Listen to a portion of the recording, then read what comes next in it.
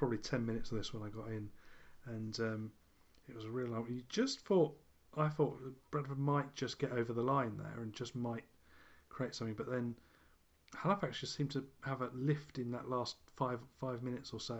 They Yeah. just really had. I think there was one point where they did. I can't remember if it was a scrum or a penalty where they just had a quick talking to and really reset themselves and use that as a momentum to get them on. But they did really well, and I think it was a decent game by all accounts. Oh yeah, I mean, obviously we came back and snuck up on them on Good Friday. So yeah, it sets up the Challenge Cup quarter final in a couple of weeks. So on to the first game on Sunday. It was Barrow 18, Sheffield 30. The one thing I will just say about this one is that when we talk about kits, Barrow, for some inexplicable reason, were playing in a black, gold, and red kit, which looked just like a Sheffield away kit. I Um, looked at a photo of a bunch of Barrow fans there yesterday, and you had to tell me they were Barrow fans because they had about 8 different kits on, all with a completely different colour set. It wasn't yeah. like they had sort of roughly home colours and roughly away colours. It was they just picked out a palette. It's like, oh, what's lying around the shop floor this year? All right, stick a Barrow badge on it and we'll be off. But yeah, it was particularly confusing when they were playing Sheffield of all teams. But yes, I have to give a quick shout out to the taxi army that are Sheffield. There weren't many of them, but they were bloody noisy, and yeah, they did themselves proud. And I thought there might have been a surprise in this one, Barrow taking the lead early and looking like they were gonna go on with it, but ultimately Sheffield and big performance from Joel Farrell. I thought he was brilliant. Just got him over the line. Yeah. So two fan views on this one. Starting off with Paul O'Brien, who said a gritty performance from Barrow, but Sheffield were just that bit better. Tom managed to make it into day two of the bash and said another game close at half time. Quality and experience showed. Sheffield seemed to be the surprise package this year. Poirot and Farrell, the standouts for me on this one. Ref handled it well when it was getting a bit tasty. It did a bit. Hope the guys with serious injuries are back soon. Yeah, I think it was Matt James was looked the most serious of them. I could see straight away when the guy went down and the position his leg was in that it was going to be quite a delay. So I went and got myself a drink and went to the bar and kind of came back up and he was still looking after him. So but yeah, it was. Hopefully, it won't be too bad. I haven't actually heard what it was, but it did from 50 yards away. It did look like a break or a serious dislocation anyway. But yes. Yeah. And Moving moving on, on. yeah, Yeah. the heavy woolen derby for the 6 millionth time The at the one that Bash, everybody wants. the one that everyone wants. Although to be fair, it wasn't too bad a game. There was a couple of unbelievable finishes in this one. It finished Batley 30, Dewsbury 14. Yep. Paul O'Brien getting in touch on this one. Another good game at the Bash with Batley just been too good for a spirited Dewsbury side. Tom's still going. He said, "Bloody hell, we nearly finished." Fun fact: this was the least XKR influence game of the full weekend. Don't know what to say that's not repeating myself at this stage. Close at half time, and the team ran away with it in the second. Don't know if I'm getting bored at this stage or this game was just mediocre. It was a bit mediocre, as these games tend to be, but at least we had a clear winner this year. And the final one, and more than just two fan reviews on this one. It finished Lee 36, Widnes 22, and Widnes will be disappointed. They again travelled in big numbers, in their lots of them in their lovely That lovely Canberra green, that kit. green kit that I'm almost tempted because I'm almost tempted to get. Well, you could just get a Canberra shirt. could just get a Canberra shirt. That probably would be. But yeah, I mean, no, it was yeah, they certainly stood out in the stand in their black and green. But yeah, it wasn't enough, and Lee came out on top. Yeah, and Paul, our resident Widnes fan, gets in touch. So he's done sterling work on these games. He has. He got really close, did Paul? Yeah, he Yeah. did. So well done. He said, "Not the result I wanted as a Vikings fan, but you can't win them all. We're a young squad, and we'll learn from this. This year is about surviving and building for the future." It certainly is. And Tom, last missive from Tom says, last one of the weekend, and a game between two rebuilt teams. The Lee Old Boys resurrection seems to be going better than the Viking revival. The Lee players are clearly loving their time at the club. And then a little bit it says, thank goodness that's over. Sorry, listeners, you're all probably sick of hearing my name. Ah, well, good job I'm not off to both days of magic. Or am I? Dun, dun, dun. Dun! We'll see. But yeah, I just before we get on to Mark's point, congratulations to Tom for bringing in every match review. I will find you a suitable prize, and I promise it won't be a Hull FC scarf. I promise you that. But yeah, I'll rack my brains and find something, because that's a sterling effort from the man. I think he's laid a gauntlet down that Paige has to try and match. Well, I think it's it's a full Tom. I think getting a review in every game is now a full Tom. I think that's official. Is that a prize? I guess it kind of is.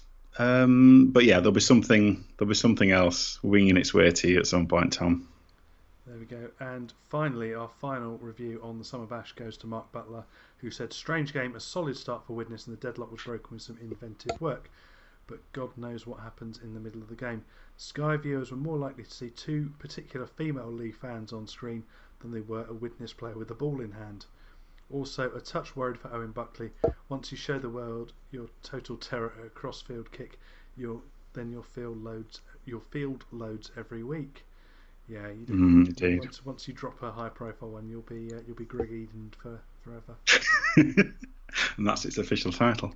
Yeah, I caught the end of this one actually. It was quite good, but again, Lee just looked like they were out muscling the young Widnes side. Yeah.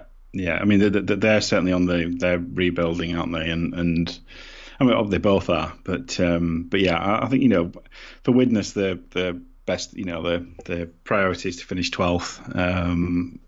If they can finish higher, then that's great. But ultimately, yeah, for them it's about structure for next year. So. Yep. So that leaves the table in pretty good shape, with Wolfpack first on 26 points, going back to Toronto, where 4 points behind them are Toulouse, with Sheffield, Lee, and York all making up the playoff spots. At the bottom, Barrow and Rochdale are in the drop zone, with Widnes and Swinton the next two.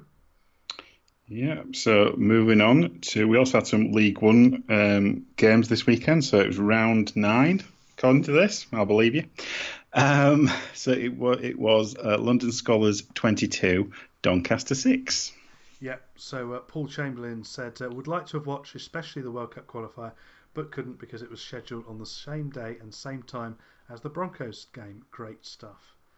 Yeah, we talked about that. And Dr. Hideous made his choice and went to Scholars. The 22-6 scoreline doesn't give Doncaster anything like enough credit. The game was close and hard fought throughout, with neither team ever obviously dominating.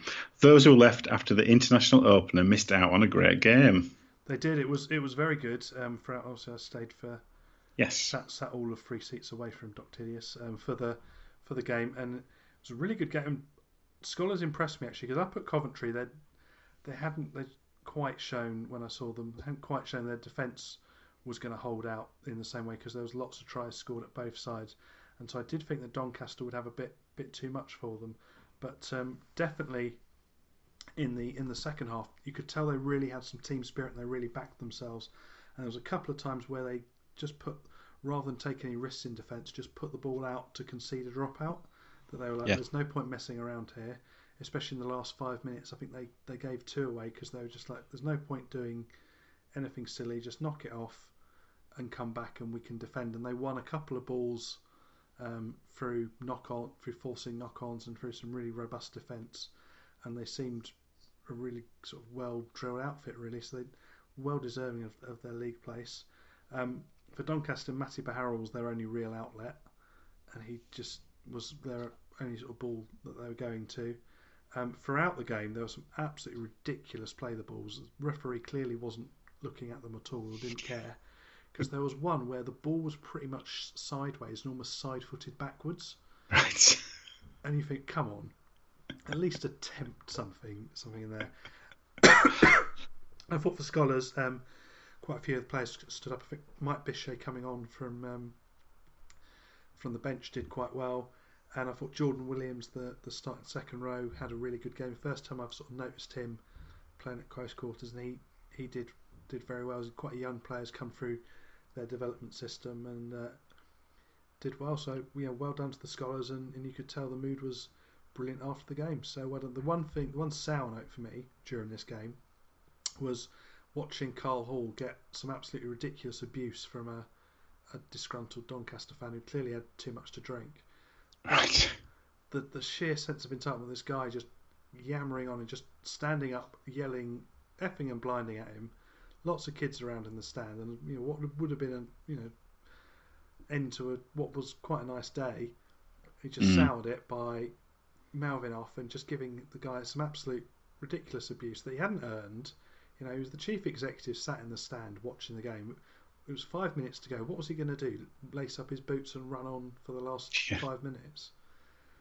I mean, he might have done a better job, admittedly, but it was just completely out of proportion. And completely, for all we talk in the game about mental health and looking after people and looking after our own, it is silly that people just allow that and expect that to happen. And what annoyed me about it was the fact that none of his mates or none of the people he were with told him to sit down or shut up or go and have a moment. Everybody let it happen. So it took me and one of the Doncaster directors to pull the guy away, because it looked like he could get quite nasty. And that's the sort of situation where something could easily have happened, and if Carl had reacted or something, it could easily have got out of hand, because it was quite a potentially volatile situation. So it's just absolutely ridiculous that happens, and people think that that's the acceptable way to behave. Yeah, we don't. We don't need that, do we? So yeah, we've already talked about abuse directed from fans at people on the pitch, or the same applies in the stand. The golden rule is don't be a dickhead. Very much so yeah. Anyway, moving on to other games in League One. It finished Crusaders 14, Whitehaven 28. Yeah, Matt Butler got in touch on this one. It says a relatively straightforward win for Whitehaven. Crusaders started positively, but only got 2 points on the board before the game turned towards Whitehaven. It threatened to get ugly at 24-2 early in the second half, but Crusaders gave themselves hope with 2 quick-fire tries. The game drifted from there, though, and ultimately Whitehaven saw it through with comfort. Yeah, it finished Newcastle 40, Keighley 12. At the world's coldest stadium, it finished Oldham 34, Coventry 18. Also, they've done something to the pitch markings at the Vestacare Stadium, and there's now 2 touchlines. And apparently, at one point, the ball went out and it was given a scrum the wrong way because the referee saw the wrong line.